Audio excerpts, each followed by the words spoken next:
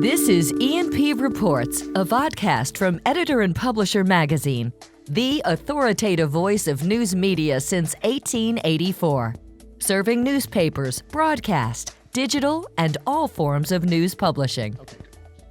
And greetings once again, Mike Blinder, publisher, E&P Magazine. As always, we urge those that are listening on a podcast platform to follow us watching on YouTube. Hit the subscribe button below me, smash the bell, or ring the bell to the right. You'll get an update each and every time we upload a new episode of this weekly vodcast series dedicated to the news publishing industry we call E&P Reports. Rich Homberg, I guess I call you sir. We've never met face to face, but true. We have chatted so many times. Let me introduce you to the audience. You're one of the movers and shakers in the public media sphere. Maybe you don't agree, but you're president and CEO of Detroit Public Television. In my humble opinion, one of the most innovative and forward-thinking broadcast entities beyond public media. The stuff you're doing there is amazing. Thanks. Welcome to the program, sir. Glad to be here. A lot of fun, and thanks for all your coaching. As I came out of commercial media, basically all news radio, into public media, and as the world is changing, you need coaches today to say, well, here's where newspapers are really thinking. So you've been very helpful there, and we have some friends in common. You've been coaching me as well. We've every now and then. I just, full disclosure to our audience, I will send a quick email to Rich. You got 15 minutes, and he'll squeeze me in between flights all over the country and drives he's doing, just so we can chat about different concepts. And one of the main things I want to chat with Rich about is his entrance into public media from the dark side, where I come from, commercial media. But we're going to unravel all of this and unpack what's happening up in Detroit on the backside of this message. This episode of E&P Reports is exclusively sponsored by Blocks Digital, formerly Town News. Even though the name has changed, their commitment to the media industry is as strong as ever. Blocks Digital is now even better positioned to deliver integrated solutions like content management, audience development, advertising revenue, video management, and more. Join the over 2,000 news publishers worldwide that power their ongoing digital transformation with Blocks Digital, serving over 141 million monthly users who view over 6.5 billion pages of content each year. You can trust Blocks Digital to empower you, to connect you at scale with the community you need to reach. Blocks Digital, formerly Town News, now reimagined to help meet the news publishing challenges of tomorrow and beyond. Learn more at blocksdigital.com. Okay, Rich, before we dive into public media in Detroit, let's dive, if you don't mind, sir, into you. You just kind of revealed it. You worked for the real world. I mean, I don't say that disparaging about it.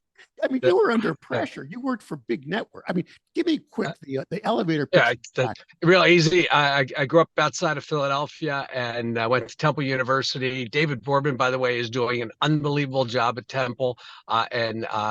Temple was great, and Temple was like, kid, if you want to be in this business, you better get busy. The resumes are this thick on the stack of every day. And so went to work, did a lot of side hustles in Philly, a bunch of interns.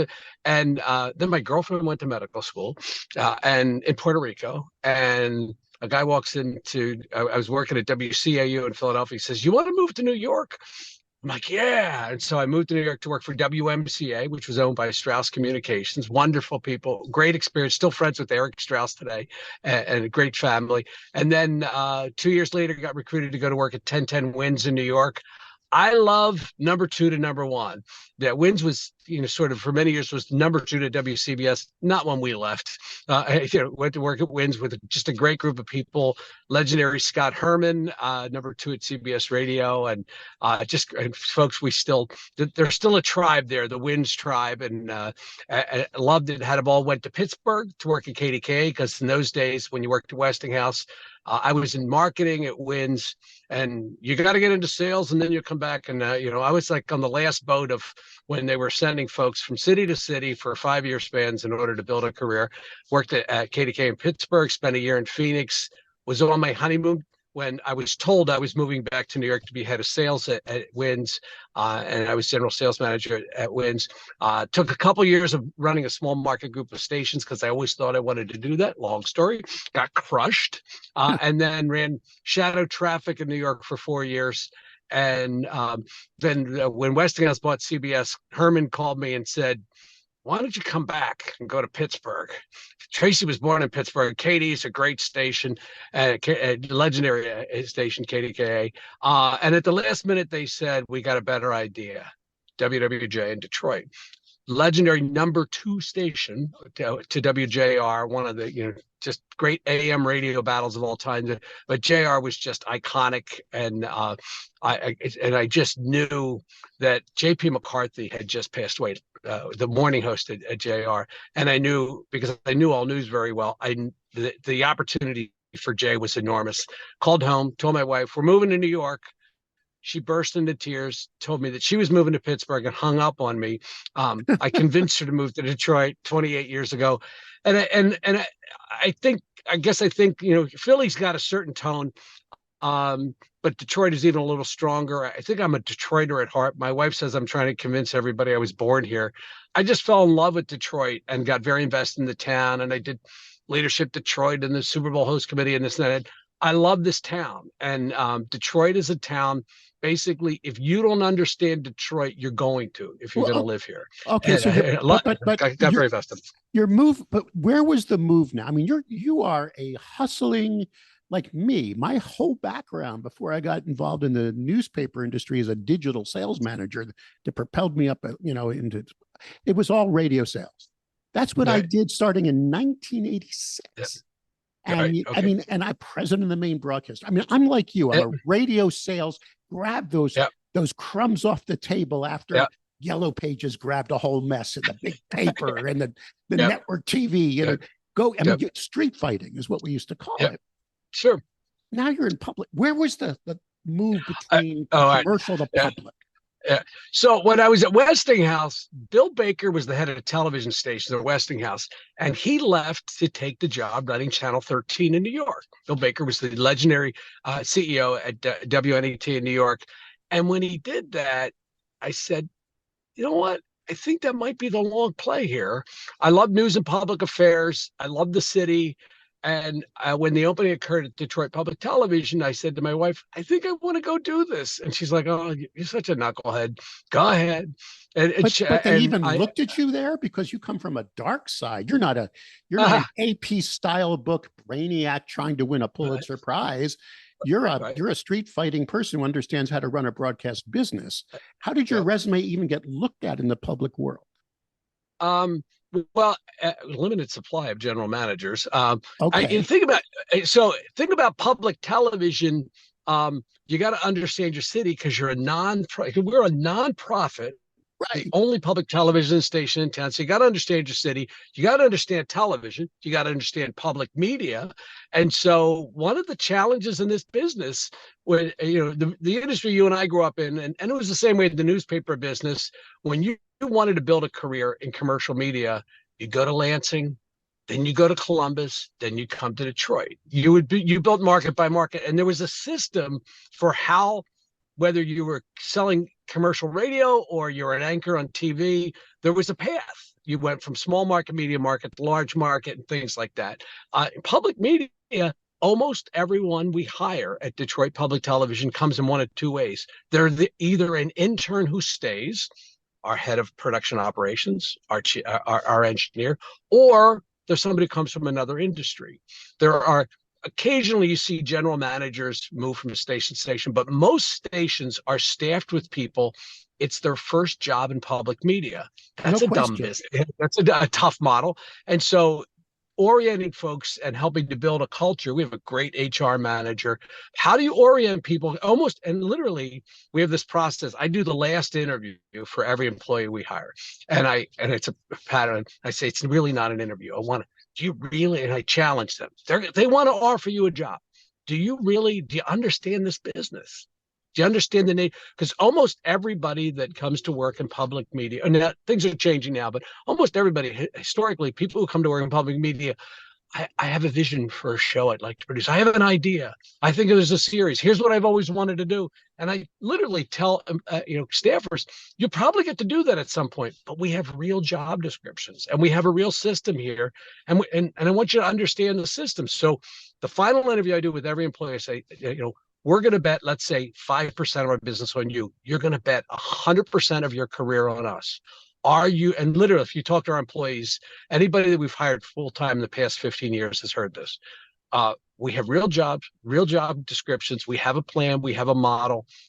Can you buy into that? Because a lot of times in public media, one of the challenges is the firmness of job descriptions, the clarity around what the expectation is, because there's a little bit of, I've always wanted to do this, and that's great, and you'll get to do that at some point, but how do you build a culture? You and I are so similar because we both come from Philly and we're both street fighters. I can just tell in your delivery. But when I first got a hold of E&P, which was 4.5 years ago, and this is the official publication of Pulitzer Prize winners for the last over 140 years, a lot of people said it's going to fail. How dare this aggressive salesperson who has no empathy for the news side. And I have news in my blood because are you like me? There was a study done like 20 years ago where they actually, with newspapers, remember when they used to sell them out of boxes and the top half above the fold was the most important part. There was a city that actually let the sales manager run that for like in certain boxes for like 6 months, and those papers got picked up more than the others. Is it okay for someone from the business side?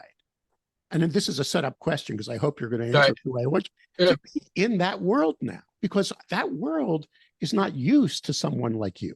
Correct me if I'm wrong, but again, I have many successful colleagues, so and stations succeed in their own ways. But to me, don't confuse speed and don't confuse ambition and drive with values. Our values are posted on the wall. We DETIF, diversity, engagement, trust, innovation. It's just that we have a mindset inside our building that we install on a regular basis. And I think there's some great stations out there that have really stepped up, but the days of being bespoke and special, there's a phrase that just drives me crazy. And I've said this in meetings and I've said it pretty regularly. A lot of times in public media, they'll say the phrase is, if you've seen one public television station, you've seen one public television station. And what that's French for, you would never understand our town, and we operate in a certain way because last time I checked, we're trying to get mammals to look at a screen, identify themselves as viewers, and we're looking to activate those folks. So one, I need you to get I need to pull you in, but there's my pull quote right there. The three get a mammal to engage in the screen and motivate or change. Get a mammal in front of a screen. Get them engaged one-to-one. How do I identify you? How do I pull you in? And then how do I activate you in your community? So imagine beautiful. That's it. You've got a topic. That's what we do. So I think. But let's be careful not to differentiate on the wrong things. So go ahead. I'm so sorry for being interrupted, but we're short time and I have so many questions to ask you. So let's move into Detroit now. And I'm assuming you agree with me that you can no longer rely totally on network programming to be a PBS affiliate. You need now to have strong local content of some way, shape, form, or size. And the only reason I'm setting you up for that is I've already explored your content, which is amazing. You've just hired in January one of the top editorial people from this sector, right? You brought on I forgot her name. I think I have a note on it. I interviewed her once, Alicia Anderson. She's now your new managing editor. I love the title, journalism. You can't say editorial. Go ahead. But let me be, yes, we're producing more content than we've ever produced in our history. Absolutely. However, simultaneously, we use, engage, and pivot off of national content as much as any station in the system. I'd be glad to share our model. We have a very specific model around this. But the truth is, today, You have to be as local as possible, but you also have to be as relevant as possible. And you have to understand, we as an organization, we literally say out loud, we are the days of general audience, that idea of we have general audience, you're a viewer. We grew up in a system where it was viewers and members and general audience and members, right? We need to see every single citizen in Detroit as a subscriber based on their interests. And so tell me 5 questions and I'll make you cry. Where do you live? What do you do for a living? Did your father have an accent? What are your passions and what are your challenges? If you have a kid on the spectrum, if you love sailboats, and if your family's from the Ukraine, I've got content for you that'll make you cry. It's so good. But the mindset around seeing folks they talk about tribes. DEI is a really important aspect of what we do, but it's also one of the most important ways to approach anyone. Tell me about you and your family. I've got an incredible show for you. And so we pivot. We have a great relationship with Ken Burns. We have a great relationship with Henry Louis Gates. We just did 2 projects with Nova. We're really excited about a documentary coming out from the American Experience. In the end, national content localized, like there's a really important program tonight on Detroit Public Television or Detroit PBS. I'm getting used to the new brand. The new brand. Detroit PBS. There's a really important program tonight on Detroit PBS. I think it would be particularly important to you. How do we, that mindset, to me, what we talk about is how do you drive the conversation? What are the important conversations around kids and education, arts and culture, leadership and public affairs, energy, environment, and health? All right. 5 pillars. Okay. So now my wife is the editor-in-chief here. We're business partners in this operation. I run mostly the business side, but I pushed and pushed to launch a new vertical dedicated to public media, because I believe public media is growing into that local journalism world more and more. And my brand's important to anyone who crafts local journalism. You know that, we discussed it. You were one of my mentors when I wanted to launch this thing. I tried it with you 6 months, 8 months ago. My wife was mad because the stories I started posting were so negative. She kept saying, all you're posting is people laying off, downsizing. You gave me this positive story like in the first week. But think about something. Think about the math here. There's one and only one public television station serving virtually every city in the country. Right. They're never sold. They never go out of business. They're all nonprofits. We live in a town. There are no other locally owned television stations in Detroit. There are virtually no locally owned stations across our state. There's one public, and the platform is very similar. We're in a city that splits NPR between the Wayne State Station and the Michigan Station. There are a variety of versions of NPR across cities. Basically, very similar. Virtually every PBS station is very similar. We're very sustainable. We have huge archives. We have huge audiences. We also, but you're not downsizing. You bought land. You are reinvesting in the city. You're about to build this gorgeous new campus. Why aren't you putting that money away in a CD and saving it for the next downside? Because the opportunities to service there, but also know that the new building we're building we have 105 employees right now. We had 80 when I got here. We made big cuts to 65. We've grown back to over 100. 40% of our employees have joined us since 2019. But let's say we have 100 employees. We're building a building that has capacity for 147 as of yesterday, with an eye towards bringing partners into the building. We're building a building in the center of Detroit in one of the most accessible pieces of land in our city. It'll have 120 parking spots, and it will be an engagement center. It'll be a place to come to. That's not aspirational. It's what we do. We're very well known as a station that gets in front of people and gets people together. Think about the opportunity to turn to emerging journalism organizations and say, I've got some space for you if we can make that work together. Exactly. So the opportunity's there. But keep in mind, again, this one and only one thing, I wanted to be real clear about it. We also own buildings. We got finance departments. We do business with foundations, with corporate, with major. We have a membership system. The point is the infrastructure of a public television station. We're seeing similar things. Look at Grand Rapids. Watch Grand Rapids. WGVU is exploding out there because the leader out there, Jim Rademacher, is doing the same thing. Look at Denver. Look at Colorado. What Amanda Mountain has done, enormous. Obviously, KQED forever. You want a great example of a university licensee that has just done amazing work? Look at KPBS in San Diego. There are some amazing things. What's going on in Dallas is very exciting. How Lisa Shumate has reinvented Houston, stunning. The work that was done in Georgia by Taya Ryan, it's there. And what we need to do is really embrace the opportunity. We need to get it right at every level. But part of it starts with understanding your town and how you serve your town. And yes, that's journalism with a capital J, but it's not clumsy journalism.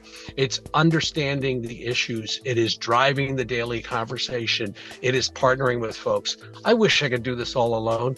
Tragically, today, you have to partner with folks. You have to partner with organizations of all sizes and shapes. And there's always a little hesitancy with that. Partnerships aren't easy. My idea of splitting revenue is going to be different than yours. My idea of what perfect content alignment is different than yours. How do we come together on this? We don't have an option. We have to work together with others. But the potential of public television stations hold in every city in the country, to me, is absolutely enormous, and we just need to embrace it. That's the fun part.